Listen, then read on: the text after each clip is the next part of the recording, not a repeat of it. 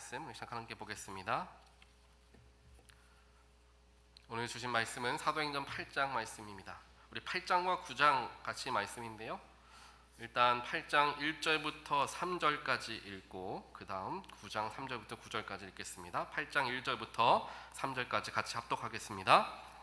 그날에 다시 읽겠습니다. 사울은 그가 죽임당함을 마땅히 여기더라.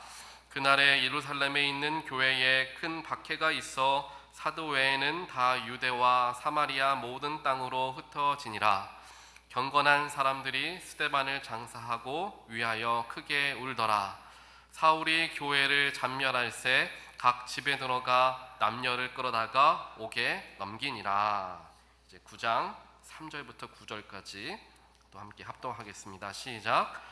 사울이 길을 가다가 다메섹에 가까이 이르더니 호련히 하늘로부터 빛이 그를 둘러 비추는지라.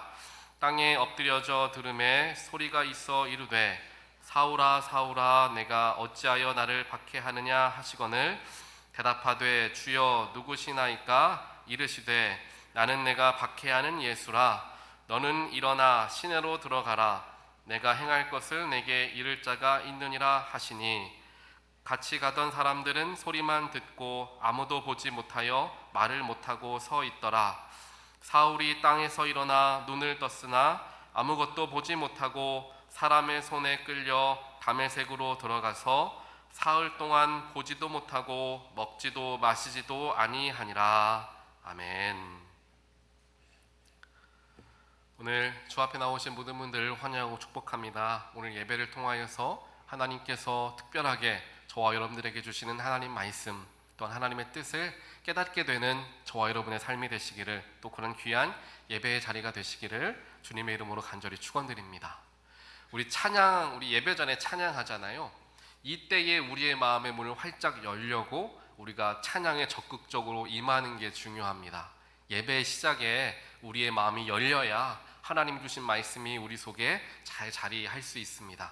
그렇기에 예배에 참여하는 우리들의 마음가짐 자체가 정말 열린 마음으로 하나님께 나아갈 수 있도록 마음가짐을 잘 갖고 찬양을 사모하면서 함께 찬양하고 손을 들어 찬양하고 하나님께 예배하며 나아갈 때 하나님께서 허락하신 하나님의 말씀이 우리 가운데 잘 허락되어지고 또한 새겨지고 또 그 말씀이 우리를 변화시키리라 믿습니다. 그러한 믿음을 가지고 오늘도 나에게 허락하신 하나님 말씀이 무엇일까 한번 들어보는 시간을 갖기를 원합니다. 우리 8월 달에 이제 부임하게 되면서 한 달 동안 예수님을 만난 사람들에게는 어떠한 일들이 일어났나라는 것을 살펴보는 시간들을 가졌습니다. 오늘이 5번째 시간인데요. 오늘까지만 예수님을 만난 사람들에 대한 시리즈 설교를 오늘까지 하고 이제 마치게 됩니다. 지난 4주, 오늘까지 5주에 걸쳐서 여러분들이 한번 잘 되뇌어 보시길 바랍니다. 예수님을 만났던 사람들을 우리가 쭉 살펴보았는데 그들에게 어떠한 일이 일어났는가 한번 생각해 보는 거예요. 그들에게 공통점이 있었습니다. 공통점. 첫 번째로는 그들의 눈이 뜨이게 되었다라는 거예요. 이전까지는 알지 못했고 이전까지는 보지 못했던 것이 보이기 시작하더라라는 거죠. 예수를 만나는 때에. 그렇게 이전까지 내가 알지 못했던 영의 눈을 뜨게 되는 일이 예수를 만난 후에 일어나게 됩니다. 그 다음에 무슨 일이 일어납니까? 무언가를 보게 되니까 내 안에 변화가 일어나기 시작하죠. 이전까지 내가 몰랐지만 알게 되는 거예요.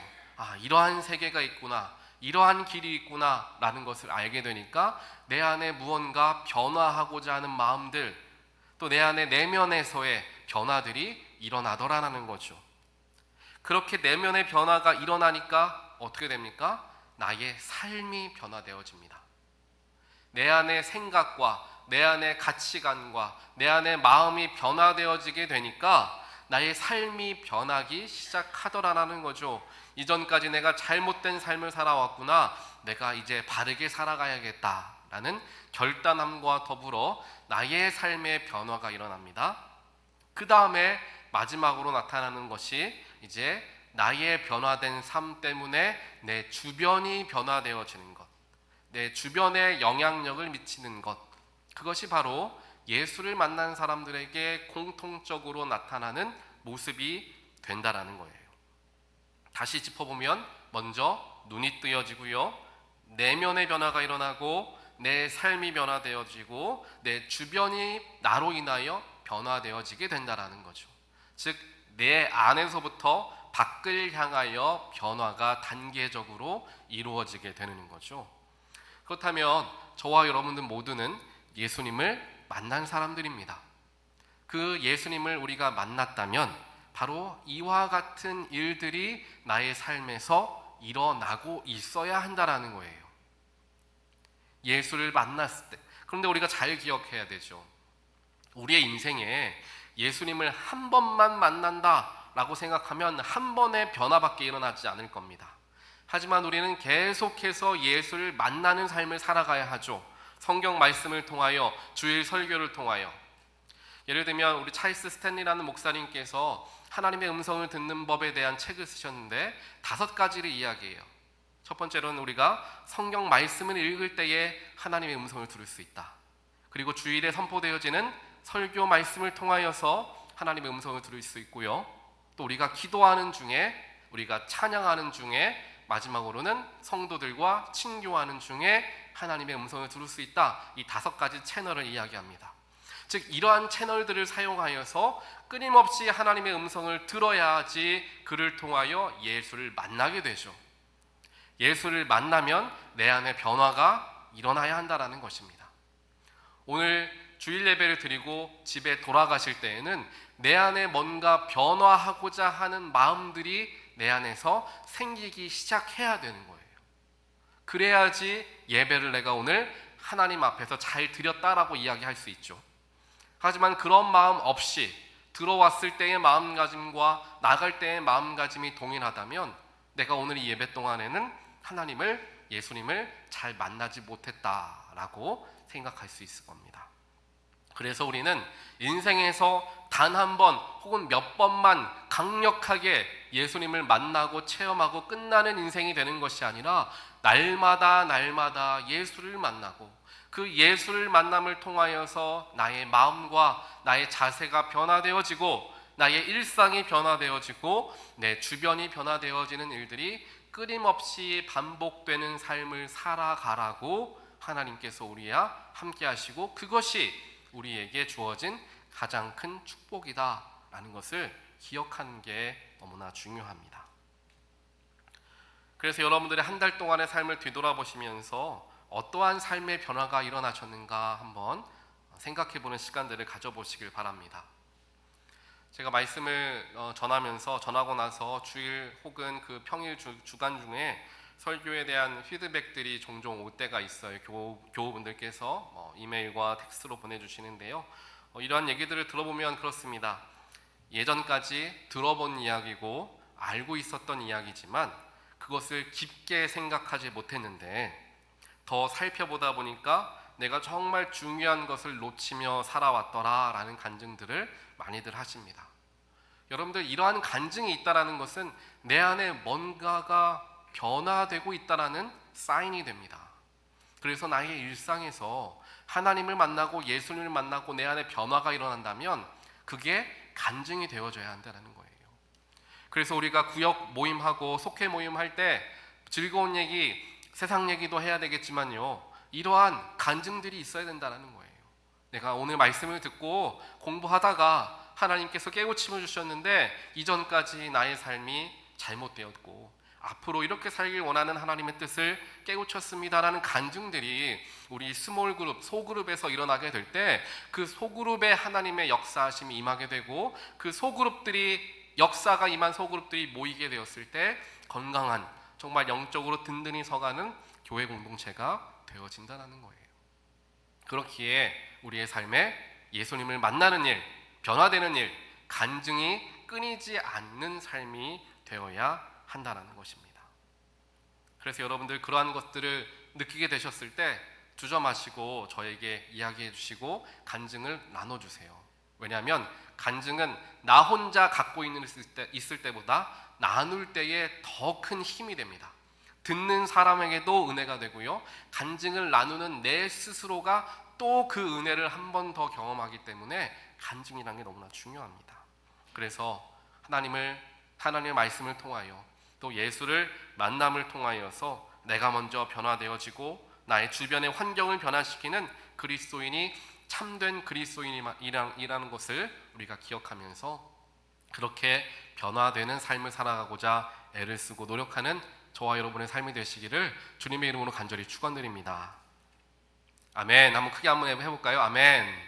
아침 시간이라서 지금 다들 목이 잠기셔가지고 아멘이 나올까 말까 이제 목에 걸려 있는 것 같아요. 자, 오늘 이제 마지막 시간입니다. 예수를 만난 사람들 마지막 시간, 제가 어떤 인물로 마지막 그 피날레를 장식할까라고 생각하다가 사실 이 5주차를 쭉 제가 이미 머릿속에서 다 이제 그려진 상태였어요. 근데 그 기도하는 중에 하나님께서 마지막에는 바울이어야 된다라는 말씀을 주시죠. 그래서 마지막까지 제가 이 바울을 먼저 하고 싶었는데 그 마음을 제가 꾹꾹 누르면서 마지막까지 남겨두었던 인물이 바울입니다. 여러분들 바울이라는 인물 다들 잘 아실 거예요. 바울이라는 인물은 이름이 사실 우리가 예배 드리거나 설교 드릴 때 이런 얘기 들어보셨을 거예요. 뭐 틀린 거라고 하기는 그렇지만요, 이전까지 하나님을 모르고 살았던 모습이었을 때는 사울이었다가 예수님을 만난 후에 바울로 이름이 바뀌어지면서 인생이 변하게 되었다라는 말씀 드려보신 적 있을 거예요. 물론 영적인 해석으로는 맞을 수 있어요. 하지만 우리가 잘 살펴보면 먼저 바울이 어떤 인물인가를 조금 살펴보는 시간을 가질 거예요. 바울이라는 인물은 이제 이름이 두 개였던 거예요. 바울과 사울. 그래서 헬라식 이름은 파울로스라는 이름을 가지고 있었죠. 그리고 히브리 사람 이름, 즉 자기 유대인으로서의 이름이 사울이었던 거예요. 마치 미국에 사는 저와 여러분들이 영어 이름과 한국 이름을 같이 갖고 있는 것과 마찬가지죠. 그래서 이름이 두 개였기 때문에 이름이 이제 혼용되면서 성경에 기록되어 있었던 거죠. 그렇게 이름이 두 개였던, 다들 그 당시에 사람들은 이름이 두 개였어요. 왜냐하면 그 당시에 헬라 문화권에 살아가고 있었기 때문에 헬라식 이름을 다들 가지고 있었죠. 그렇게 바울, 사울이라는 두 가지 이름을 가지고 있었던 이 인물은 이제 어디에서 태어나냐면 소아시아에 있었던 길리기아 다소에서 이제 태어나게 되죠. 그 다소에서 태어났는데 그 다소라는 곳이 어떤 곳이었냐면은 당시에 헬라 문화와 철학이 굉장히 발달한 교육의 중심지였어요. 그래서 어렸을 때부터 굉장히 교육에 노출되는 환경에 살아가고 있었던 거죠. 지금으로 따지면 좋은 학군에 살아가던 어린 시절을 보냈던 거예요. 좋은 학교도 나왔겠죠. 그리고 출신 성분도 굉장히 좋습니다. 베냐민 지파 출신으로서 유대인 정통 가문이었어요. 게다가 로마 시민권자였다. 우리 성경을 통해 알고 있죠. 그가 바울의 로마 시민권자였기 때문에 선교하는 과정 속에서, 또 그가 나중에 잡혀서 재판을 받는 과정 속에서 이 시민권이라는 것이 하나님께 굉장히 귀하게 사용되어지게 되는 것을 나중에 보게 됩니다. 그렇게 좋은 출신으로 태어난 바울은 굉장히 또 부모가 교육열이 높았던 것 같아요. 그래서 길리기아 다소 출신이었지만 예루살렘으로 유학을 가는 유학파였어요. 그래서 예루살렘까지 가서 교육을 받는데 그냥 예루살렘에 있던 어떤 학교에서 교육받은 게 아니라 굉장히 그 당시에 명망이 높았던 랍비죠. 가말리엘이라는 랍비의 이제 문화에서 율법을 공부하고 배우는 그러한 시절을 보내게 됩니다. 그의 삶을 보게 되면, 어린 시절을 보게 되면 지금으로 말하면 거의 금수저 혹은 뭐 다이아몬드 수저라고 말할 수 있을 정도로 굉장히 잘 배우고 잘 자란 학생이었던 거예요. 또 가정에서도 마찬가지로 철저하게 바리새파의 전통 속에서 성장한 인물이었죠. 그리고 또 그에게 굉장히 큰 장점이 하나 있었는데, 아까 말씀드린 것처럼 다소 출신이었기 때문에 헬라 문화를 잘 알았고 예루살렘에서 공부했기 때문에 유대 문화도 굉장히 잘 알았어요. 그래서 헬라 문화와 유대 신앙을 모두 접하고 배우게 된 헬레니즘적 유대인이었다라고 이야기를 하죠. 그래서 이것이 어디에 나중에 쓰임받게 되느냐, 나중에 이 바울이 유대인들이 아닌 헬라 문화권 사람들에게 예수 그리스도의 복음을 전할 때에 그들이 이해할 수 있는 헬라적인 철학을 가지고 예수를 전하게 됩니다. 그래서 우리가 예수님이 말씀이시고 말씀이 로고스라고 한다는 거 들어보셨을 거예요. 이 로고스라는 단어 자체가 헬라 철학에 기반을 둔 단어입니다. 그 단어를 사용하면서 예수를 설명했던 거예요. 그러니까 헬라 사람들이 이해하기 쉽게끔 그들의 언어로서, 그들의 문화로서 예수를 전했던 거죠. 그래서 굉장히 효과적으로 전도를 할 수가 있었습니다. 이러한 배경들이 있었지만 그는 어린 시절에서부터 철저하게 바리새파 전통 속에서 살아왔기 때문에 이 예수님을 믿고 따르는 그리스도교죠. 이 그리스도교는 유대인들이 믿고 있었던 유대교와는 전혀 다른 이단 종교로서 그리스도교를 바라보고 그 사람들을 철저히 탄압하고 박해하는데 앞장섰던 인물이 바울이었다라는 것 우리가 아실 겁니다. 이렇게 자신만의 세계, 자신이 가지고 있었던 것이 분명한 진리이고 확신이라고 생각하고 살아왔던 이 바울이라는 청년, 율법에서 이야기하는 것을 그대로 지키며 살아왔기 때문에 예수님을 믿는 사람들은 율법과는 어긋나는 사람들이었어요. 그렇기에 탄압하고 박해하는 것이 굉장히 의로운 일이었고 다른 사람들의 칭찬받는 일들이었습니다. 그래서 이 바울이라는 인물은 그렇게 살아가는 것에 대한 굉장히 큰 자부심을 가지고 있었죠.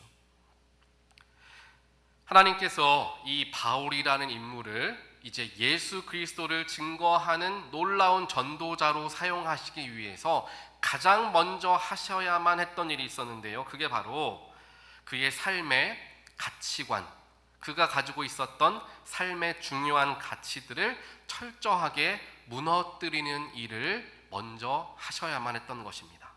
그래서 예수님을 만나면 내 안에 일어나는 일 첫 번째는요, 바로 나의 가치관이 부서진다라는 거예요.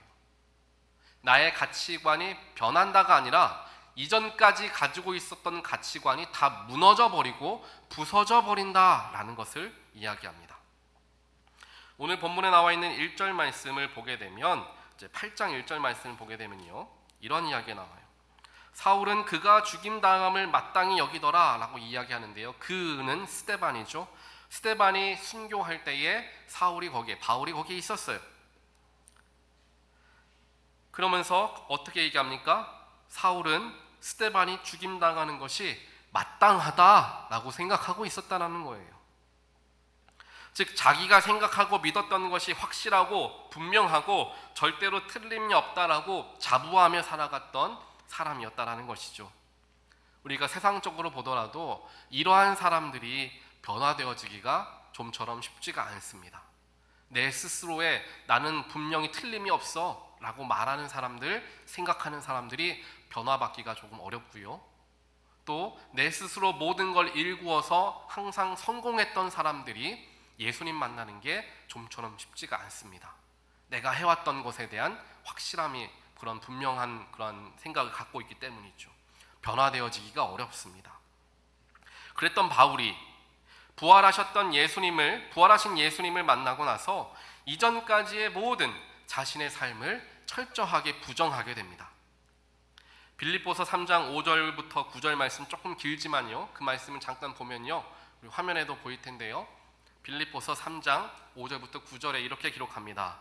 나는 8일 만에 할례를 받고 이스라엘 족속이요 베냐민 지파요 히브리인 중에 히브리인이요 율법으로는 바리새인이요 열심으로는 교회를 박해하고 율법의 의로는 흠이 없는 자라. 그러나 무엇이든지 내가 유익하던 것을 내가 그리스도를 위하여 다 해로 여길 뿐더러 또한 모든 것을 해로 여김은 내 주 그리스도 예수를 아는 지식이 가장 고상하기 때문이라.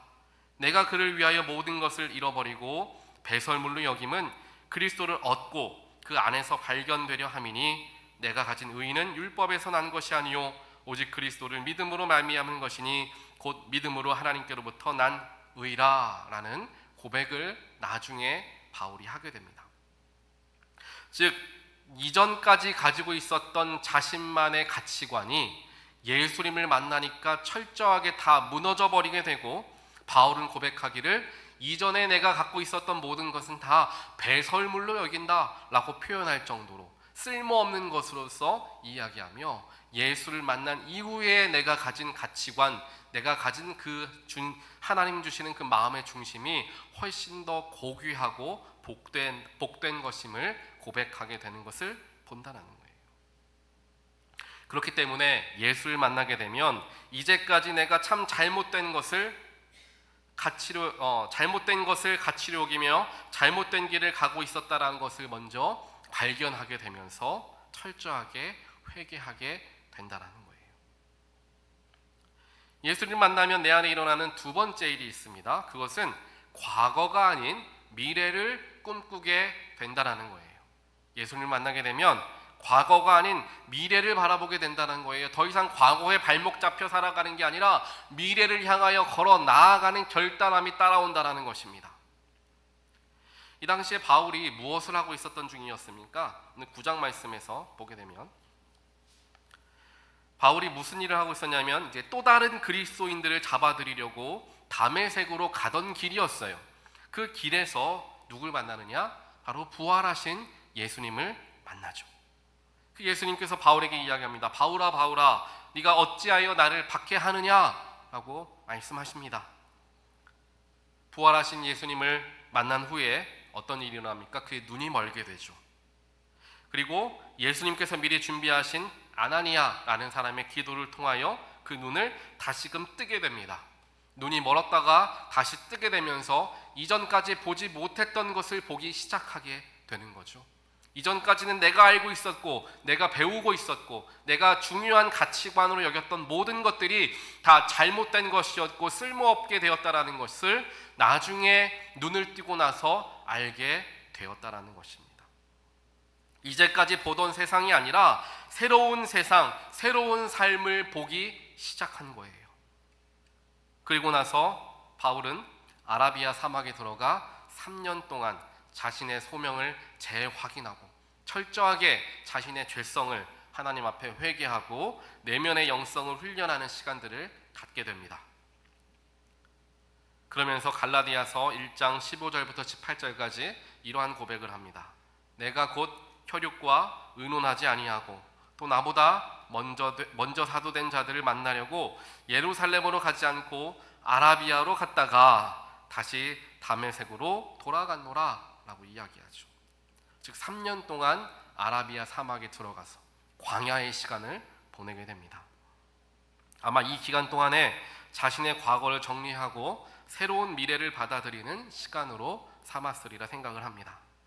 즉 바울은 하나님께서 쓰시는, 즉 예수께서 사용하시는 나의 삶이 되어지기 위해서, 내가 온전하게 예수님께 쓰임받기 위해서 가장 먼저 했던 것은 과거를 청산하는 일이었다라는 거예요. 더 이상 과거에 사로잡힌 삶이 아니라 주님께서 허락하시는 미래를 향해 도전하는 삶을 살아가리라 라는 결단하는 시간들을 바울은 갖게 됩니다.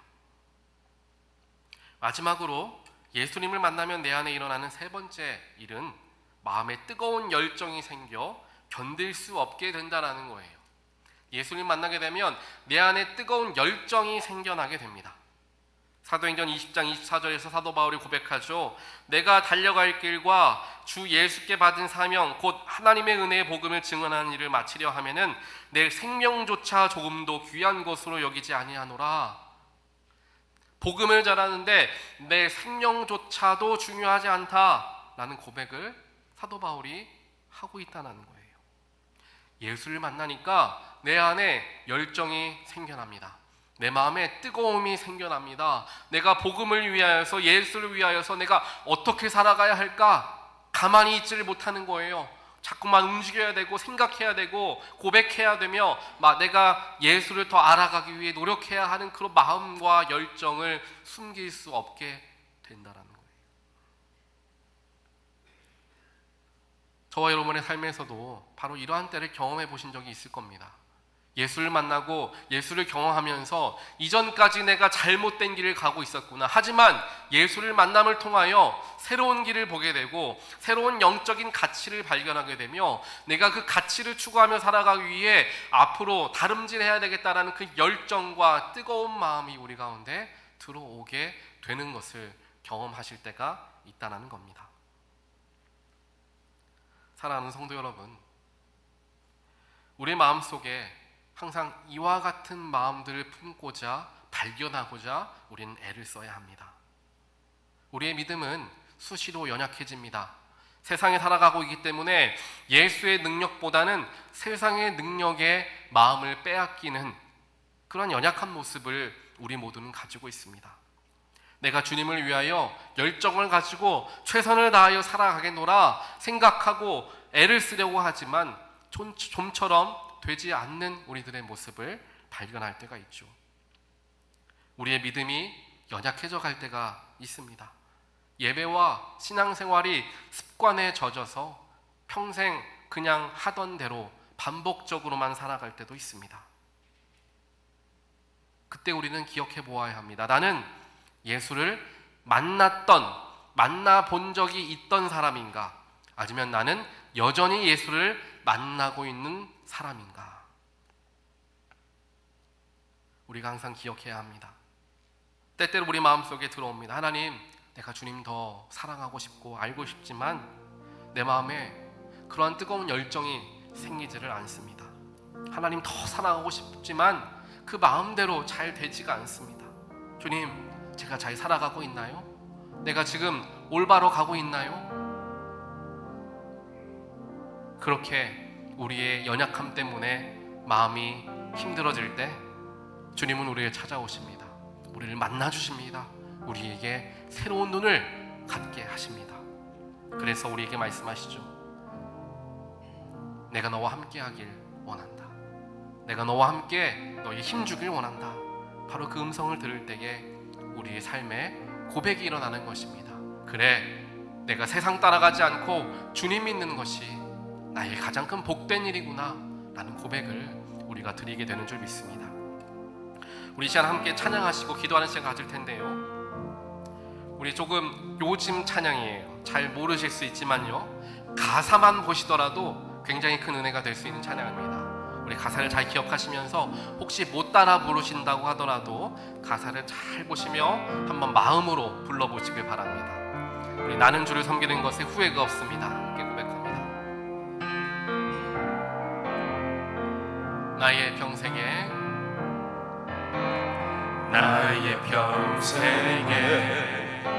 가장 복된 일은 내가 예수님을 만난 것이라.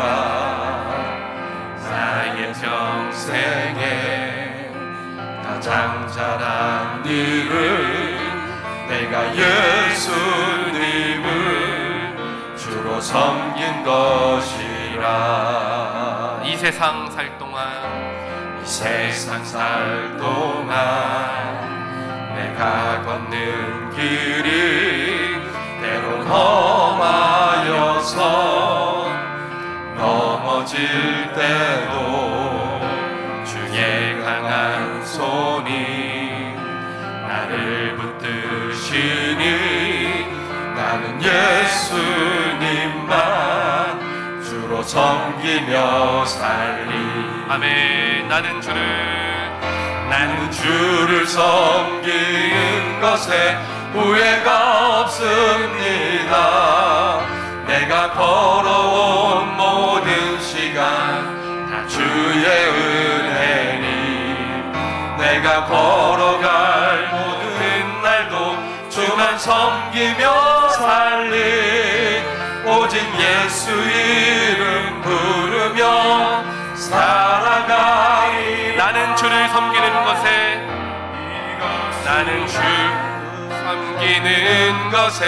후회가 없습니다. 내가 걸어온 모든 시간 다 주의 것이니 내가 걸어갈 모든 날도 주만 섬기며 살리 오직 예수 이름 부르며 함께 고백합니다. 이것이 나의 간증이요, 이것이 나의 간증이요, 이것이 나의 찬송일세. 나 사는 동안 끊임없이 주를 찬송. 우리 한 번 더 고백합니다. 이것이 나의 간증이요, 이것이 나의 간증이요, 이것이 나의 찬송일세. 나 사는 동안 끊임없이 구주를 찬송하리로다.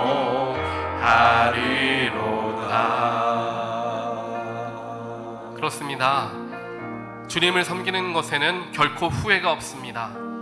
비록 나의 가는 길 속에서 가끔씩 주님을 발견하기 어렵고 내 자아가 자꾸만 솟아오르고 내 욕심이 솟아오르는 삶을 살아가지만, 그때마다 주님은 우리를 다시 만나주시고 다시 붙들어주시고 우리와 함께 하시며 주님의 길을 함께 걸어갈 수 있도록 우리와 함께 하시는 놀라운 능력의 주님이심을 저희들 기억하며, 그것이 바로 나의 간증이 됩니다.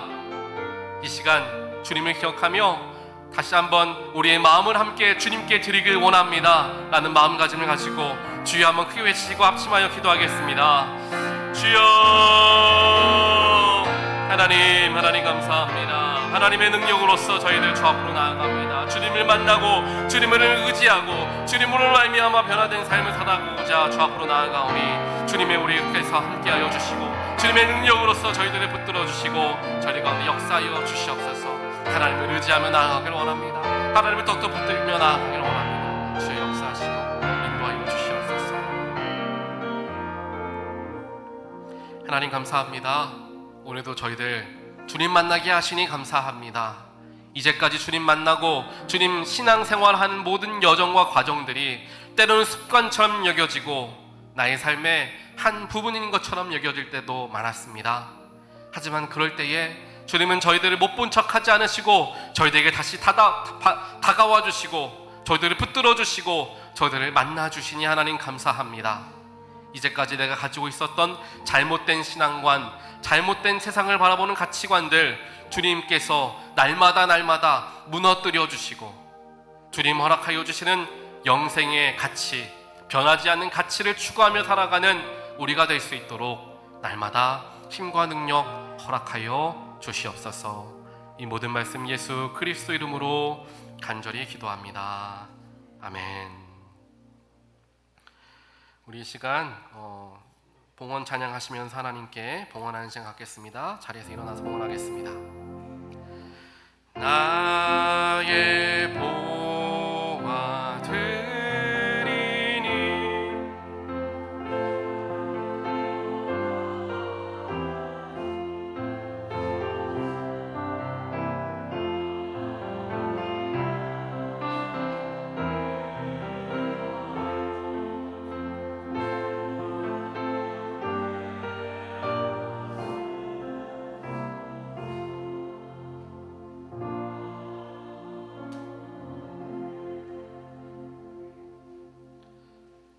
세상 모든 만물을 창조하시고 다스리시는 전능하신 하나님, 오늘 거룩한 주일 저희들 주님의 보좌로 불러주시고 엎드려 예배하게 하시니 감사합니다.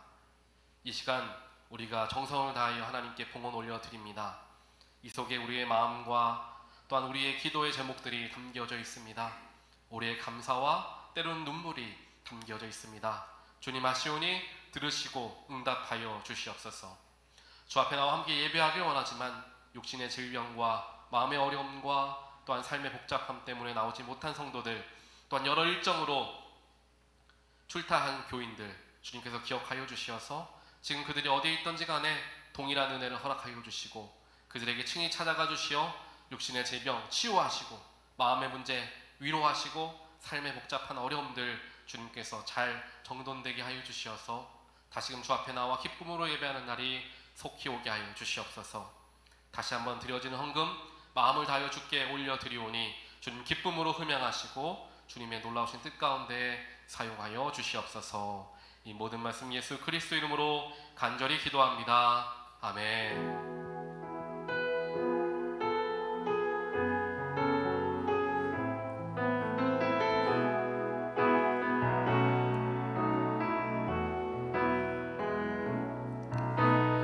이 세상을 살아가는 동안에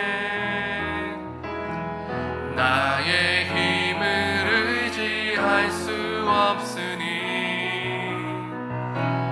기도하고 낙심하지 말 것은 주께서 참 소망이 되심이라. 하나님의 꿈이 나의 비전이 되고 예수님의 성품이 나의 인격이 되고 성령님의 권능이 나의 능력이 되길 원하고 바라고 기도한 하나님의 꿈이 나의 비전이 되고 예수님의 성품이 나의 인격이 되고 성령님의 권능이 나의 능력이 되길 원하고 바라고 기도합니다.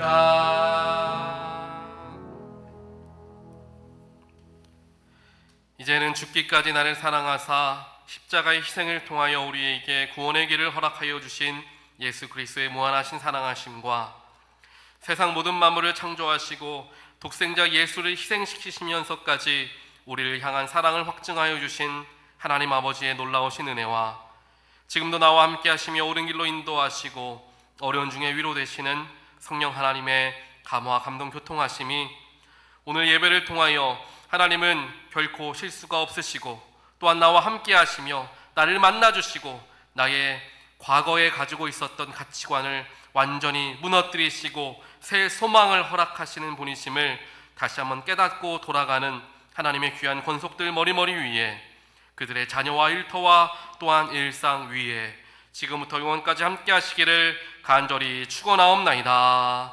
아멘.